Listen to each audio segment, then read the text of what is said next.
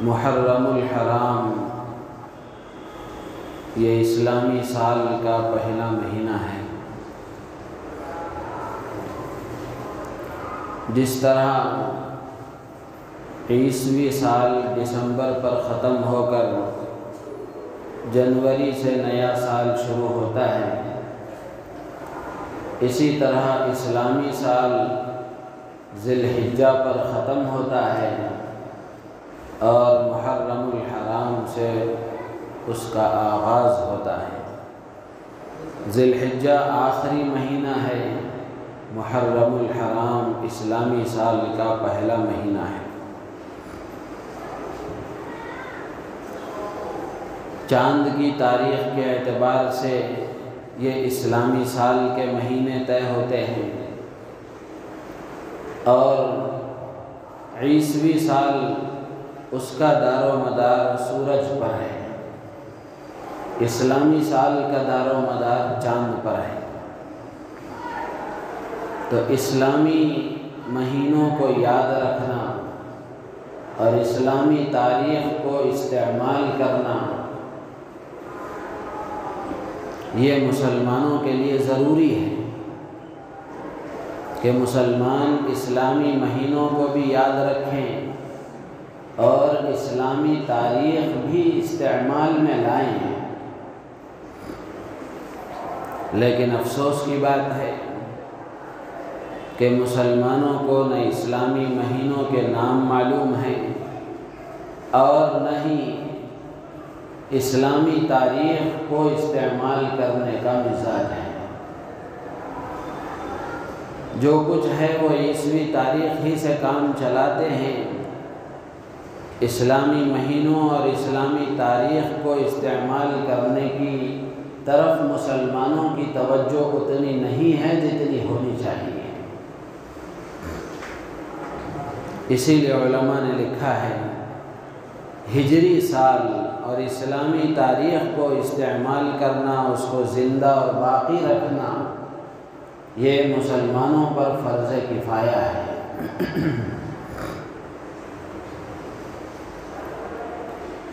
آخر اتنی اہم اور ضروری بات کیوں ہے کہ اسلامی سال کے مہینوں کو یاد رکھا جائے اور اسلامی تاریخ کو اپنے استعمال میں لایا جائے؟ اتنا ضروری کیوں ہے؟ اس کی بہت ساری وجوہات ہیں۔ جب یہ بات کہی جائے کہ اسلامی تاریخ کو استعمال کرنا، اسلامی سال کے مہینوں کو یاد رکھنا یہ مسلمانوں کے لیے ضروری ہے، تو ذہن میں سوال آتا ہے کیوں ضروری ہے؟ علماء نے لکھا ہے، بہت ساری اس کی وجوہات لکھی ہیں۔ ان میں سے ایک اہم وجہ یہ ہے کہ اسلامی تاریخ کو مسلمان استعمال کریں اور اسلامی سال کے مہینوں کو یاد رکھیں، اس لیے ضروری ہے کہ اسی پر شریعت کے احکام کا دار و مدار ہے۔ رمضان کا روزہ آپ شروع کریں گے چاند کو دیکھ کر، حج ادا ہوگا چاند کو دیکھ کر، زکوٰۃ کا حساب لگائیں گے کہ ایک سال مکمل ہوا ہے کہ نہیں ہوا ہے، وہ چاند کے حساب سے ہے۔ تو اس طرح شریعت کے احکام کا دار و مدار اسلامی سال کے مہینوں اور اس کی تاریخ پر ہے۔ جب اس مسلمان شریعت کے احکام کا پابند ہے، اس پر عمل کرنا اس کے لیے ضروری ہے، تو اس پر عمل کرنے کے لیے اس کو معلوم کرنا بھی تو ضروری ہے، اور وہ معلوم ہوں گے اسلامی تاریخ کو زندہ اور باقی رکھنے پر، اس کو یاد رکھنے اور اس کو استعمال کرنے پر۔ تو اس لیے اسلامی سال کے مہینوں کو یاد رکھنا اور اسلامی تاریخ کو استعمال میں لانا یہ ضروری ہے۔ دوسری وجہ یہ ہے، جیسے ابھی میں نے عرض کیا کہ اس پر شریعت کے احکام کا دار و مدار ہے، تو احکام کی حفاظت کے لیے اس نیت سے کہ شریعت کے احکام کا دار و مدار اس پر ہے، اس نیت سے اگر آدمی اسلامی تاریخ کو استعمال کرتا ہے، اپنے روزمرہ کاموں میں اس کو استعمال میں لاتا ہے، تو یہ خود ایک ثواب کی چیز ہے، یہ خود ایک ثواب کی چیز ہے، اس لیے کہ احکامات کی حفاظت کا خیال کرنا اور اس کی حفاظت کا کسی چیز کا ذریعہ بننا، یہ بھی ایک ثواب کی چیز ہے۔ اور اسی طریقے سے علماء نے لکھا ہے کہ یہ اسلامی سال کے جو مہینوں کے نام ہیں یہ اللہ کے طے کیے ہوئے ہیں، اللہ کے مقرر کیے ہوئے ہیں، یہ بندوں کے بتائے ہوئے نہیں ہیں۔ جیسے عیسوی سال کے مہینوں کے نام ہیں یہ بندوں کے بنائے ہوئے ہیں، محرم الحرام سے لے کر ذی الحجہ تک اسلامی مہینوں کے جو نام ہیں وہ اللہ کے طے کردہ، مقرر کردہ، اللہ کے بتائے ہوئے ہیں۔ تو اس کو اپنی زبان پر لانا، اس کو اپنی زبان سے بولنا، اس کو استعمال کرنا، یہ خود ایک ثواب کی چیز ہے۔ اور اسی طریقے سے حضور پاک صلی اللہ علیہ وسلم، صحابہ کرام، تابعین اعظام اور تبع تابعین، اولیاء کاملین، سلف صالحین کے یہاں اسی تاریخ کو استعمال کرنے کا رواج رہا ہے۔ اللہ کے نیک بندے یہی تاریخ استعمال کرتے آئے ہیں، تو ان کے نقش قدم پر چلنا اور اللہ کے نیک بندوں نے جو کیا ہے وہ کرنا، یہ بھی ایک اچھی بات ہے۔ اگر اللہ کے نیک بندوں کے طریقے کو ہم اختیار کریں گے تو ہم بھی اللہ کے نیک بندے بنیں گے۔ تو اس اعتبار سے اسلامی سال کے مہینوں کو معلوم کرنا چاہیے۔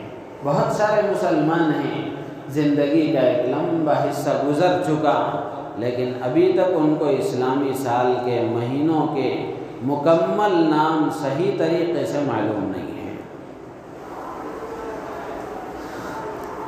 تو اس لیے اسلامی سال کے مہینوں کے ناموں کو معلوم کرنا اور اسلامی تاریخ کو اپنے روزمرہ کے لکھت اور پڑھت میں، لکھنے اور پڑھنے میں استعمال کرنا تاکہ وہ محفوظ رہے، وہ باقی رہے، یہ ضروری ہے۔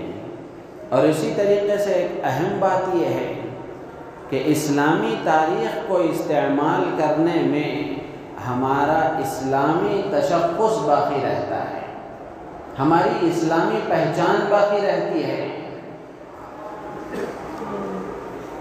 تو اس لیے اسلامی پہچان اور اسلامی تشخص یہ بہت بڑی بات ہے۔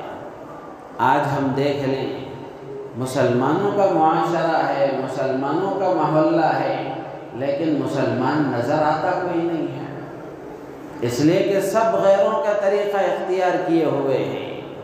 نہ چہرے پر داڑھی ہے، نہ لباس سنت والا ہے، نہ رہن سہن حضور کے بتائے ہوئے طریقے کے مطابق ہے۔ نام تو ہے اس کا عبداللہ، عبد الرحمن اور عبد الرحیم، لیکن وہ نہیں ہے عبداللہ جیسا، وہ نہیں ہے عبد الرحمن جیسا۔ تو اسلامی تشخص اور اسلامی پہچان یہ بہت بڑی بات ہے۔ صحابہ کرام رضوان اللہ تعالی علیہم اجمعین کی زندگیوں کو ہم پڑھیں گے، صحابہ کی زندگی کو دیکھیں گے تو پتہ چلے گا کہ اگر کوئی صحابی کو دیکھتا تو ان کے چہرے کو دیکھ کر کہتا کہ یہ جھوٹے کا چہرہ نہیں ہو سکتا، یہ جھوٹے کا چہرہ نہیں ہو سکتا، یہ ان کا تشخص تھا۔ تو میرے عزیز و دوست و بزرگوں، اسلامی تاریخ کو زندہ اور باقی رکھنا، اسلامی سال کے مہینوں کو یاد رکھنا اور اپنے استعمال میں لانا، اسلامی تاریخ کو اپنے استعمال میں لانا، اس میں ہمارا اسلامی تشخص باقی رہتا ہے، ہماری اسلامی پہچان باقی رہتی ہے۔ جہاں بھی ہم لکھیں، روزانہ ہمیں معلوم ہونا چاہیے کہ آج اسلامی تاریخ کیا ہے۔ عیسوی تاریخ تو آپ کو کیلنڈر پر بھی نظر آ جاتی ہے، لیکن اگر وہ مسلمانوں کا بنایا ہوا کیلنڈر ہے کسی مدرسے کا کیلنڈر ہے یا کسی اسلامی طرز کے ساتھ چلنے والا کوئی سماجی فلاحی ادارہ ہے، ان کا شائع کردہ اگر کیلنڈر ہے تو اس میں دونوں تاریخیں آپ کو ملیں گی۔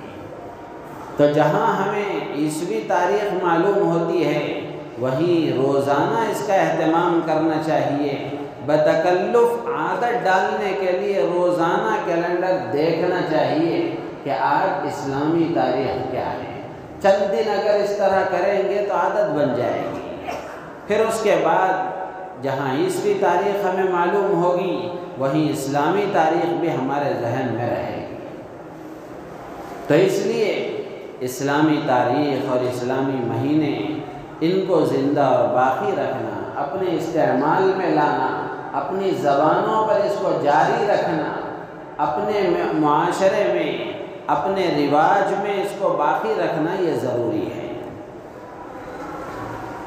اور ایک بات، جب اسلامی سال شروع ہوتا ہے یا پھر عیسوی سال بھی شروع ہوتا ہے، جیسے ہی سال کا آغاز شروع ہوتا ہے، محرم کی جب پہلی تاریخ تھی تو آپ نے بھی دیکھا ہوگا بہت سارے لوگوں کی زبانوں پر تھا کہ اسلامی نیا سال مبارک ہو، اسلامی نیا سال مبارک ہو۔ نئے سال کی مبارکبادی دی جاتی ہے۔ بہت سے لوگ سوال کرتے ہیں کیا یہ مبارکبادی دینا صحیح ہے؟ اسلامی نقطۂ نظر سے، شرعی نقطۂ نظر سے اس کا کیا حکم ہے؟ کیا نئے سال کی مبارکبادی دی جا سکتی ہے؟ علماء نے لکھا ہے، فتاویٰ کی کتابوں میں موجود ہے، اگرچہ نئے سال کے شروع ہونے پر، نئے سال کی آغاز پر اس کی مبارکبادی دینا غلط نہیں ہے، لیکن اس کے بجائے جیسے ہی نیا سال شروع ہو تو حدیث میں جو دعا بتائی گئی ہے، اللہ کے پیارے حبیب صلی اللہ علیہ وسلم نے نئے مہینے کا پہلا چاند دیکھنے پر جو دعا اللہ کے نبی نے سکھائی ہے، اس دعا کے پڑھنے کا اہتمام کرنا چاہیے۔ صرف آدمی زبان سے مبارک ہو بول رہا ہے تو اس کا مطلب کیا ہے؟ اگر وہ اس نیت سے کہہ رہا ہے کہ نیا سال مبارک ہو، یعنی نئے سال کی برکتیں، رحمتیں اور اللہ کی طرف سے نوازشیں ہمیں مبارک ہو اور یہ نیا سال ہمارے لیے برکت والا بنے، اللہ کی طرف سے رحمتوں کو حاصل کرنے والا بنے اور ہم اس میں گناہوں سے بچ کر اللہ کی رحمتوں برکتوں کو اپنی طرف متوجہ کرانے والے بنے، اگر اس نیت سے اگر کوئی آدمی اسلامی نیا سال مبارک ہو کہہ رہا ہے تو پھر اس کی گنجائش ہو سکتی ہے، لیکن جو کہنے والا ہے اس کے نزدیک اتنی باتیں اس کے ذہن میں کہاں ہوتی ہیں؟ بنا بنایا ایک کارڈ ہے جو اسٹیٹس پر ڈال دیے یا پھر کسی کو فارورڈ کر دیے۔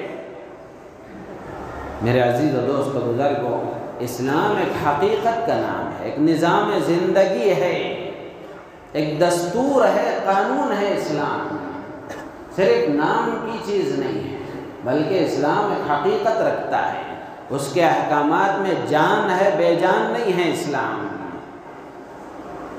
تو اس لیے اسلامی نئے سال کی مبارکباد دینا اگرچہ غلط نہیں ہے، لیکن مبارکبادی دینے کے بجائے اس موقع پر اللہ کے رسول صلی اللہ علیہ وسلم کی بتائی اور سکھائی ہوئی دعا کا اہتمام کرنا چاہیے۔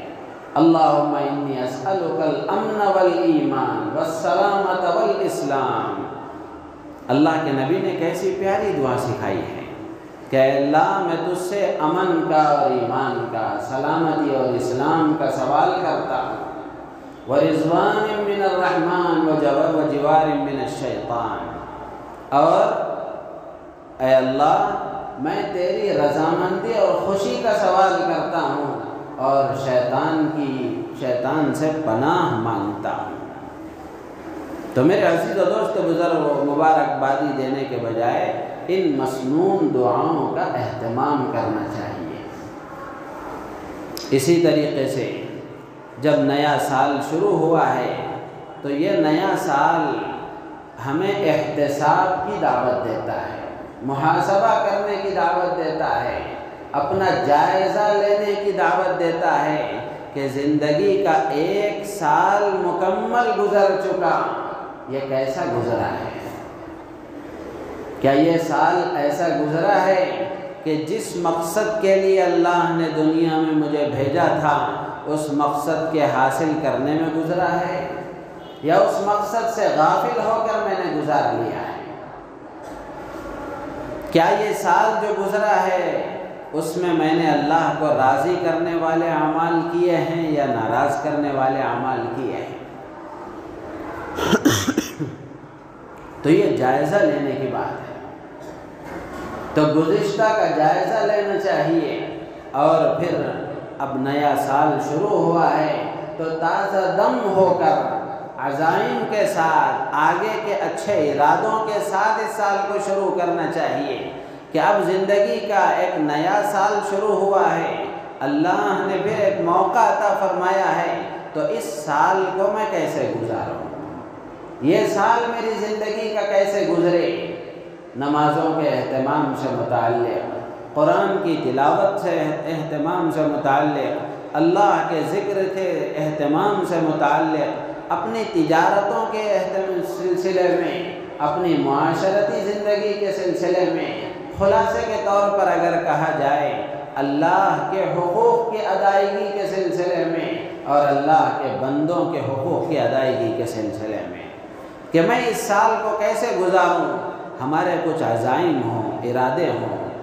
مثال کے طور پر گزشتہ سال جو ہمارا گزرا اس میں کچھ نمازوں میں غفلت ہو گئی، نمازوں میں غفلت ہو گئی، تو اب نیا سال شروع ہوا ہے تو آدمی یہ عہد کرے اور اللہ سے اس عہد کے پورا کرنے کے آسانی کی دعا کرے کہ اللہ آج سے میں ارادہ کرتا ہوں کہ 5 نمازیں پورے ادا کروں گا۔ اسی طریقے سے اور بھی نیک اعمال آپ اسی پر قیاس کر لیں۔ تو یہ جو موقع ہے مبارکبادیوں میں وقت کے ضائع کرنے کا یا غافل ہونے کا وقت نہیں ہے، بلکہ یہ موقع اپنا جائزہ لینے، احتساب کرنے، اپنا محاسبہ کرنے کا وقت ہے۔ بہت سارے لوگ ایسے ہیں موت و حیات کی کشمکش میں ہیں، زندگی کا ایک لمبا عرصہ گزر چکا، مثال کے طور پر 40 سال مکمل ہو گئے، 50 سال مکمل ہو گئے، کسی کے 60 سال مکمل ہو گئے، تو اب اس کو تو اپنی ادھر کی زندگی کا جائزہ لینا چاہیے، یہاں اس زندگی سے روز روز تھوڑا تھوڑا تعلق کم کرنا چاہیے تاکہ ادھر کا بلاوا آ جائے تو آسانی کے ساتھ اس راستے کو اختیار کر لیا جائے۔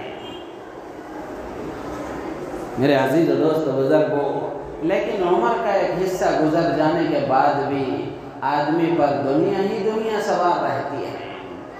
پوچھا جائے تو کہتے ہیں کہ اگر میں نہیں کماؤں گا تو میرے بچوں کا کیا ہوگا، میں ایسے ہی چلا جاؤں گا تو میرے بچوں کا کیا ہوگا۔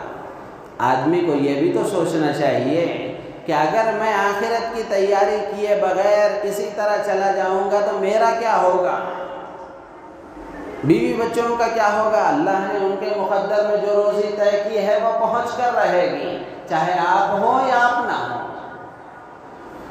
آپ کے ہونے نہ ہونے سے اس اللہ کے نظام میں کوئی فرق نہیں پڑتا۔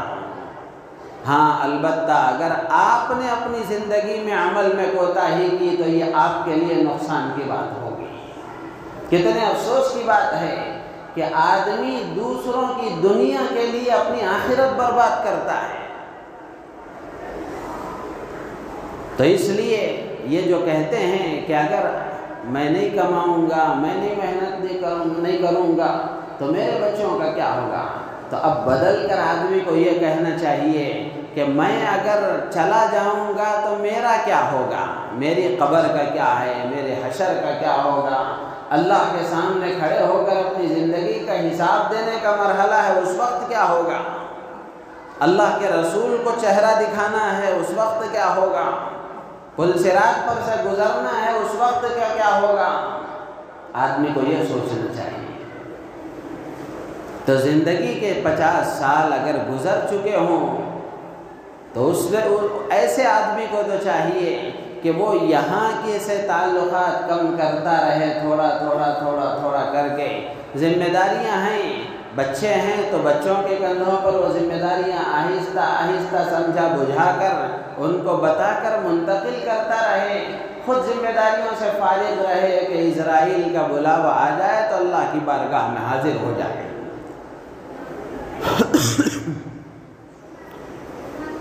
تو اس لیے نیا سال شروع ہوا ہے تو یہ کام کرنے کے ہیں۔ احتساب کا وقت ہے، محاسبے کا وقت ہے، اپنا جائزہ لینے کا وقت ہے، اور آگے کے ارادے کرنے کا وقت ہے، آگے کے لیے اچھے عزائم کا وقت ہے کہ آگے کی زندگی کے سلسلے میں ہم ایک نئے عزم اور حوصلے کے ساتھ اپنی زندگی کا آغاز کریں۔ تو میرے عزیز و دوست و بزرگوں، اسلامی تاریخ کی حفاظت کرنا، اسلامی سال کے مہینوں کو، ناموں کو یاد رکھنا یہ بھی ضروری ہے۔ اور رہا مبارکبادی کا مسئلہ، جیسے میں نے عرض کیا، گنجائش اسلام میں اس کی ضرور ہے، لیکن اس کے بجائے اللہ کے نبی کی بتائی ہوئی دعاؤں کا اہتمام کرنا چاہیے۔ اور محاسبے کا وقت ہے، محاسبہ کرنا چاہیے، جائزہ لینا چاہیے، احتساب کرنا چاہیے۔ وہ تاجر کبھی ترقی نہیں کرتا جو اپنی تجارت کے پچھلے کا جائزہ نہیں لیتا اور اگلے کا ٹارگیٹ نہیں بناتا۔ جتنا سرمایہ لگایا ہے، لگانے کے بعد آدمی تھوڑے تھوڑے وقفے سے جائزہ لیتا ہے کہ اتنا سرمایہ میں نے لگایا ہے تو کیا نفع آیا ہے، کیا نقصان ہوا ہے۔ نفع آیا ہے تو تھوڑا ہے یا زیادہ ہے، اس میں بڑھانے کی فکر ہوتی ہے۔ نقصان ہوا ہے تو اس نقصان کی تلافی کی شکلیں صورتیں سوچی جاتی ہے کہ یہ نقصان کیوں ہوا ہے، اس کو کیسے دور کیا جا سکتا ہے۔ آدمی دنیا کے معاملے میں سوچتا ہے، دین کے معاملے میں نہیں سوچتا ہے، جبکہ دنیا فنا ہونے والی ہے اور دین ساتھ آنے والی چیز ہے۔ اور اسی طریقے سے یہ جو محرم کا مہینہ ہے، بڑی عظمتوں والا، بڑی فضیلتوں والا مہینہ ہے۔ 4 وجہ سے اس کی فضیلت ہے۔ سب سے پہلی بات تو یہ ہے کہ احادیث میں اللہ کے رسول صلی اللہ علیہ وسلم نے محرم الحرام کی بڑی فضیلتیں بیان فرمائی ہیں۔ امیر المؤمنین حضرت علی رضی اللہ تعالی عنہ، ایک مرتبہ ایک آدمی ان کے پاس آیا اور ان سے سوال کیا کہ میں رمضان کے مہینے کے بعد اگر کسی مہینے میں روزہ رکھنا چاہوں تو کس مہینے میں روزے رکھوں؟ تو حضرت علی رضی اللہ تعالی عنہ نے فرمایا کہ بالکل یہی سوال ایک شخص نے سرکار دو عالم صلی اللہ علیہ وسلم سے کیا تھا۔ اس وقت میں آپ کے پاس بیٹھا تھا۔ اللہ کے رسول صلی اللہ علیہ وسلم سے جب یہ سوال کیا گیا تو آپ نے جواب دیا، ان کنت صائما بعد شہر رمضان فصم المحرم فإنه شہر اللہ۔ اللہ کے رسول صلی اللہ علیہ وسلم نے فرمایا کہ اگر تم رمضان کے مہینے کے بعد کسی اور مہینے میں روزہ رکھنا چاہتے ہو تو محرم میں روزہ رکھو، اس لیے کہ وہ اللہ کا مہینہ ہے۔ اسی طرح ایک اور روایت میں اللہ کے نبی نے فرمایا، افضل الصیام بعد صیام شہر رمضان شہر اللہ المحرم، کہ رمضان کے مہینے کے بعد کسی مہینے میں روزہ رکھنا اگر فضیلت والا عمل ہے تو سب سے زیادہ فضیلت محرم کے روزوں کو ہے۔ محرم کے مہینے میں روزہ رکھنا یہ رمضان کے بعد سب سے زیادہ فضیلت والا عمل ہے۔ اللہ کے نبی فرماتے ہیں، افضل الصیام، سب سے افضل روزہ، بعد صیام شہر رمضان، رمضان کے مہینے کے روزوں کے بعد شہر اللہ المحرم، اللہ کے مہینے محرم کے روزے ہیں۔ وَأَفْضَلُ الصَّلَاةِ بَعْدَ الْفَرِيضَةِ صَلَاةُ اللَّيْلِ، اسی حدیث کا دوسرا حصہ ہے کہ سب سے افضل نماز فرض نماز کے بعد وہ تہجد کی نماز ہے۔ اسی طرح ایک اور روایت میں اللہ کے نبی نے فرمایا من صام یوما من المحرم، جو محرم کے مہینے میں ایک روزہ رکھتا ہے، ایک دن کا روزہ رکھتا ہے، تو فَلَهُ بِكُلِّ يَوْمٍ 30 يَوْمًا، اللہ کے نبی فرماتے ہیں ایک دن محرم کا اگر کوئی روزہ رکھتا ہے، اللہ تبارک و تعالیٰ اس کو 30 دن کے روزوں کا ثواب عطا فرماتے ہیں۔ تو میرے عزیز دوست بزرگوں، اتنی بڑی فضیلت ہو اور ہم یوں ہی غفلت کے ساتھ اس کو گزار دیں تو اس سے بڑا ہمارا اور نقصان کیا ہوگا۔ تو اللہ کے نبی نے یہ فضیلتیں بیان فرمائی ہیں۔ اور دوسری بات، دوسری وجہ یہ ہے کہ اس مہینے کی نسبت اللہ کی طرف ہے۔ حدیث میں جیسے اللہ کے نبی نے فرمایا فَإِنَّهُ شَهْرُ اللَّهِ، کہ محرم میں روزے رکھو اس لیے کہ یہ اللہ کا مہینہ ہے۔ سارے مہینے اللہ کے بنائے ہوئے، محرم کے طرف اللہ کی جو نسبت ہے، اس نسبت کی وجہ سے علماء نے لکھا ہے کہ شہر اللہ کا مطلب یہ ہے کہ اللہ کی خاص رحمتوں کے اترنے کا یہ مہینہ ہے، اللہ کی خصوصی عطاؤں کے، خصوصی نوازشوں کے، خصوصی برکتوں کے نازل ہونے کا یہ مہینہ ہے۔ تو اللہ کی طرف جب نسبت ہو گئی تو اس مہینے کو ایک خصوصی فضیلت حاصل ہو گئی، ایک خصوصی عظمت حاصل ہو گئی۔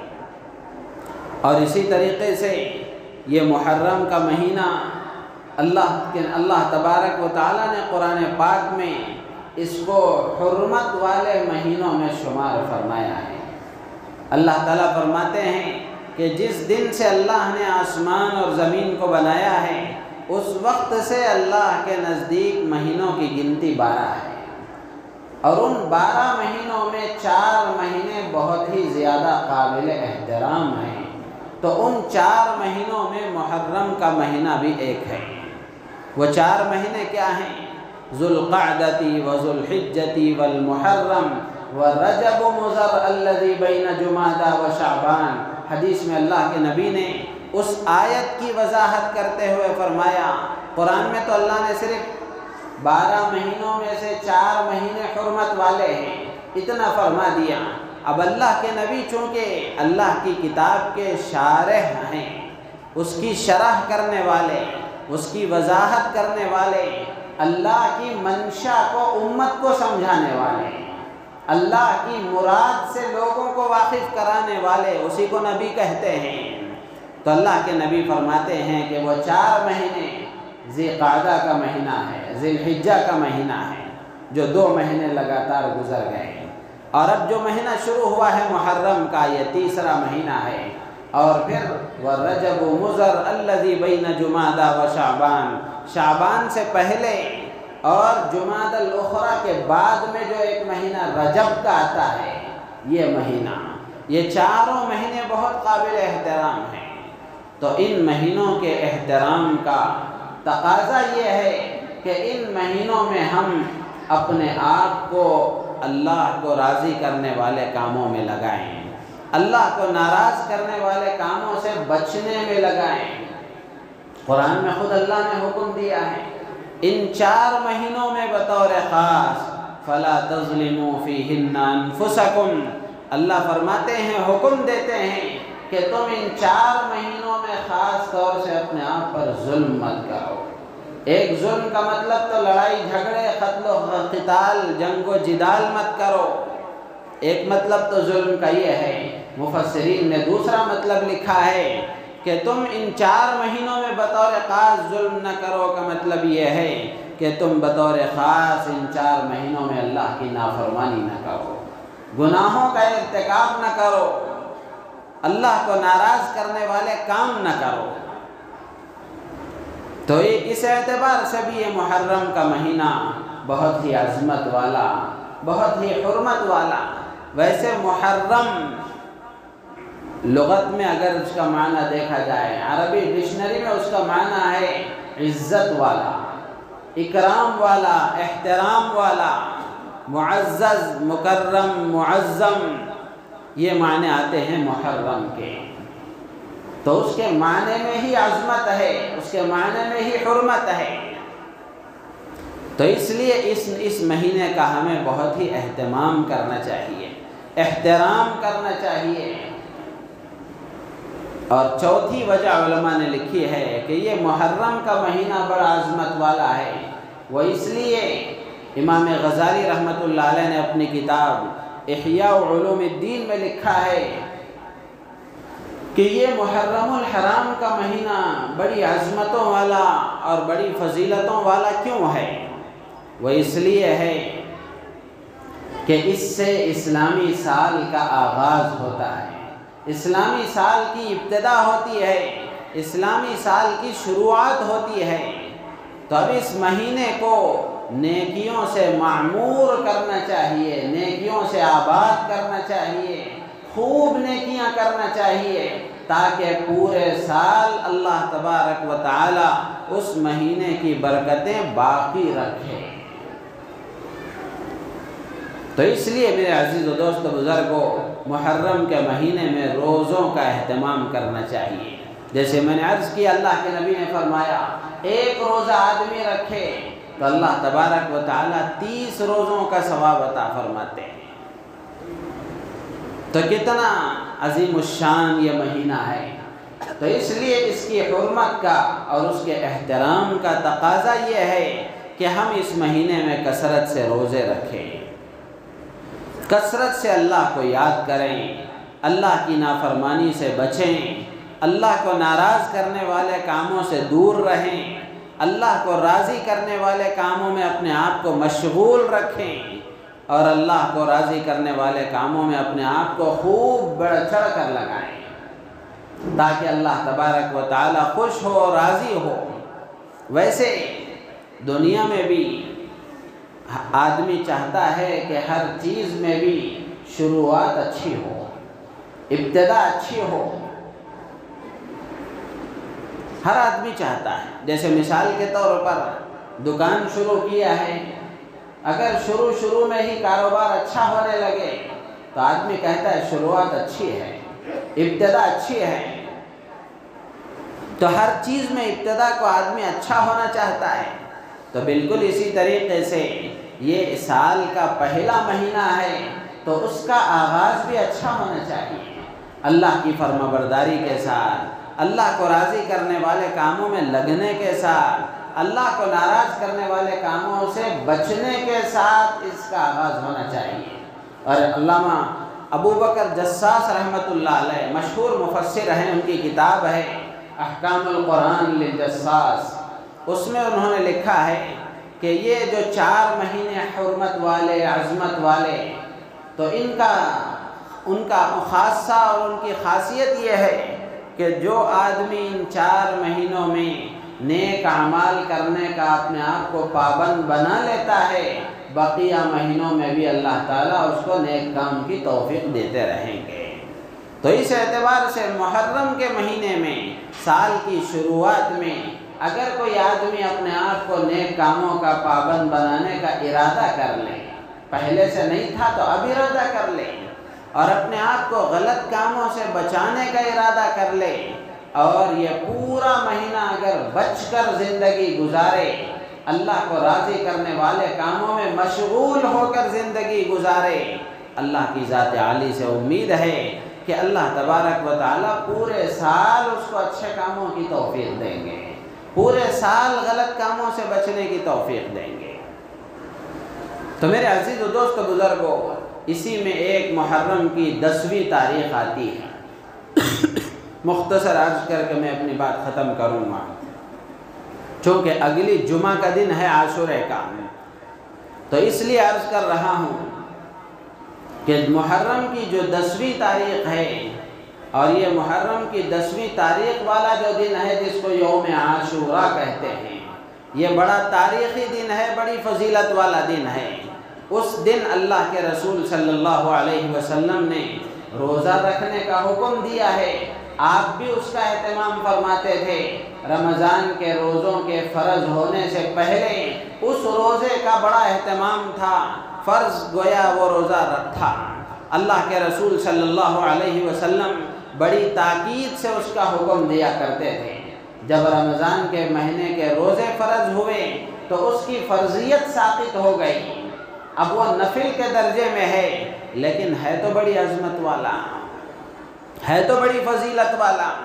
اللہ کے رسول صلی اللہ علیہ وسلم نے محرم کی 10ویں تاریخ یوم عاشورہ کے روزے کے سلسلے میں فرمایا، انی احتسب علی اللہ ان یکفر السنۃ التی قبلہ، کہ اگر کوئی آدمی محرم کی 10ویں تاریخ کو روزہ رکھتا ہے تو مجھے امید ہے اللہ کی ذات سے کہ اللہ تبارک و تعالی اس کے پچھلے 1 سال کے گناہوں کو معاف فرما دیں گے۔ تو اس لیے 10ویں تاریخ کو روزہ رکھنے کا اہتمام کرنا چاہیے۔ خلاصے کے طور پر اتنی بات آپ ذہن میں رکھ لیں، 10ویں محرم کو کرنے کے صرف 2 ہی کام ہیں، اس کے علاوہ جتنے کام ہیں وہ شریعت کے نہیں ہیں، مسلمانوں کے ہیں، اسلام کے نہیں ہیں۔ مسلمان ان کو ضرور کر رہے ہیں لیکن اسلام میں وہ نہیں ہیں۔ اسلام جو تعلیم دیتا ہے وہ صرف ان 2 کاموں کی، ایک تو روزہ رکھنے کا ہے اور دوسرا اپنے اہل و عیال پر اپنی طاقت کے مطابق وسعت کے ساتھ خرچ کرنے کا ہے۔ فرض نہیں ہے یہ خرچ کرنا، اپنی وسعت کے مطابق جتنا ہو سکے، روزانہ جتنا خرچ کرتے تھے اس سے تھوڑا بڑھ کر خرچ کر لیا جائے۔ اللہ کے نبی نے حدیث میں فرمایا، من وسع علی عیالہ یوم عاشوراء وسع اللہ علیہ سائر سنتہ، کہ جو آدمی یوم عاشوراء کو اپنے اہل و عیال پر وسعت کے ساتھ خرچ کرتا ہے، اللہ تبارک و تعالی اس کو پورے سال تنگی سے محفوظ رکھتے ہیں، اس کے رزق میں برکت عطا فرماتے ہیں، کشادگی عطا فرماتے ہیں، فراوانی عطا فرماتے ہیں۔ تو اس نیت کے ساتھ حضرت جابر بن عبداللہ رضی اللہ تعالیٰ عنہ صحابی رسول ہیں، اور بہت سارے تابعین، بہت سارے سلف صالحین کا کہنا یہ ہے کہ ہم نے 10ویں تاریخ کو اپنے اہل و عیال پر وسعت کا معاملہ کیا، اللہ تبارک و تعالیٰ نے پورے سال ہمیں وسعت عطا فرمائی۔ یعنی وہ اپنا تجربہ بیان کرتے ہیں، ہمیں کسی کے تجربے کی ضرورت نہیں ہے، اللہ کے نبی کی بات پر مسلمان کو یقین ہونا چاہیے۔ لیکن وہ اس لیے بتا رہا ہوں کہ اللہ کے بعض بندوں نے اس پر عمل کیا، یقین کے ساتھ عمل کیا، تو اللہ نے برکتوں کا معاملہ ان کے ساتھ فرمایا ہے۔ اگر ہم بھی یقین کے ساتھ، اور شریعت نے جس حکم کو جس درجے تک رکھا ہے اسی درجے تک رکھنا چاہیے، ایسا نہیں ہونا چاہیے کہ اس کے نام پر لمبی چوڑی دعوتیں ہوں، اس کے نام پر بڑے بڑے خرچ کیے جائیں، یہ حدیث میں حکم نہیں ہے۔ اپنی اہل و عیال پر جتنا آپ سے ہو سکے وسعت کے ساتھ خرچ کر لینے کا حکم ہے۔ اسراف کرنا، بہت زیادہ خرچ کرنا، اس کی تعلیم شریعت نے نہیں دی ہے۔ تو 10ویں محرم کو کرنے کے صرف یہ 2 کام ہیں۔ اور یوم عاشوراء کے روزے سے متعلق جو بات ہے کہ 10ویں محرم کا روزہ اللہ کے رسول صلی اللہ علیہ وسلم نے فرمایا، چونکہ حضرت موسیٰ علیہ السلام کے ماننے والے یہود یہ روزہ رکھا کرتے تھے 10ویں محرم کو، جب اللہ کے رسول مدینہ تشریف لائے تو آپ نے وہاں کے یہودیوں سے پوچھا کہ تم یہ روزہ کیوں رکھتے ہو؟ تو وہ کہنے لگے وہ ہم اس لیے رکھتے ہیں کہ حضرت موسیٰ علیہ السلام کو اللہ نے اس دن فرعون سے نجات عطا فرمائی، اور فرعون کو اللہ نے اس دن پانی میں ڈبو دیا، تو اس لیے ہم اس خوشی میں یہ روزہ رکھتے ہیں۔ اللہ کے نبی نے فرمایا، فَنَحْنُ أَحَقُّ وَأَوْلَى مِنْكُمْ بِمُوسَىٰ، تم سے زیادہ تو موسیٰ سے تعلق ہمارا ہے، تو لہٰذا ہم اس سے زیادہ مستحق ہیں روزہ رکھنے کے۔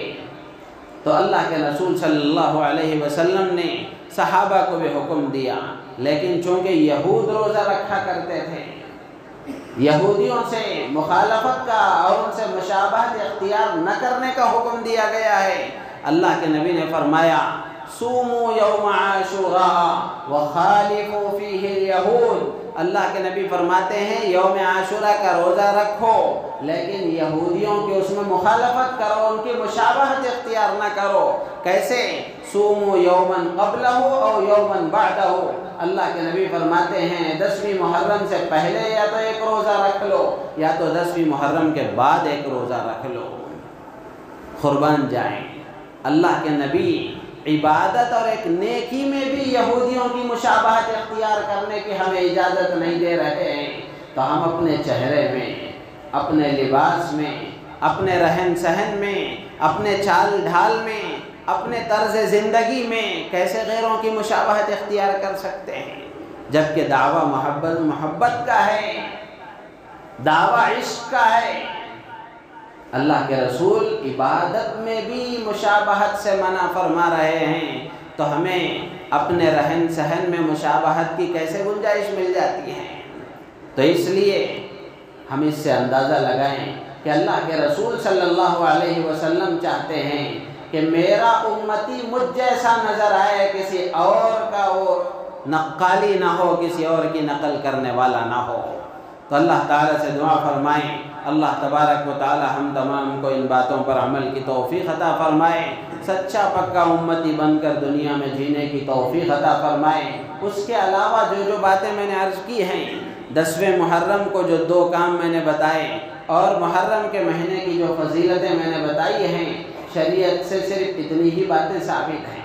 अब उसके अलावा जहन में मेरी ये बात थी कि मुहर्रम में जो रस्म व रिवाज होते हैं उसका भी तज़किरा करूँ।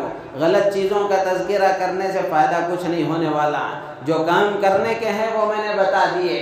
अब इसके अलावा जितने भी काम हैं जो हो रहे हैं, शरीयत से उनका कोई ताल्लुक़ नहीं है। 10वीं मुहर्रम को दूध और पानी की सबीलें लगाना और लंबे चौड़े उल्टे सीधे काम करना, शरीयत से इसका कोई ताल्लुक़ नहीं है। ये किसी फ़िरक़े की बात नहीं है, ये अल्लाह के नबी की बात है। जब भी ये बातें कही जाती हैं तो आदमी ये सोचता है ये देवबंद वाला कहता है, ये फ़लाँ कहता है, फ़लाँ का मसला नहीं है, ये अल्लाह के नबी कहते हैं। मैं अपनी बात अपने घर से नहीं अर्ज़ कर रहा, ये तो अल्लाह के नबी की बात है जो आप तक पहुँचा रहा। तो इसलिए जो शरीयत की बात थी वो मैंने अर्ज़ कर दी। अब इसके अलावा जितनी बातें जो बाहर आम हैं और मुसलमान उनमें मुलव्विस और मुब्तला हैं, मुसलमानों को तौबा करना चाहिए, तौबा करना चाहिए इसराफ से और गलत कामों से। अगर अब भी तौबा नहीं करेंगे, अल्लाह को गुस्सा दिलाने वाले, अल्लाह को नाराज़ करने वाले ये काम हैं। इसलिए राज़ी करने वाले कामों में अगर हम मशगूल हो जाएंगे तो ख़ुद ब खुद नाराज़ करने वाले कामों से बच जाएंगे। तो इसलिए रोज़ों का अहतमाम करें, 10वीं तारीख़ के भी रोज़े का अहतमाम करें और अपनी वसाअत भर, अपनी ताकत भर अपने अहल व अयाल पर वसाअत के साथ खर्च करें। अल्लाह तबारक व तआला हम तमाम को इन बातों पर अमल की तौफीक अता फ़रमाए, हमारी नीयतों में इखलास पैदा फ़रमाए।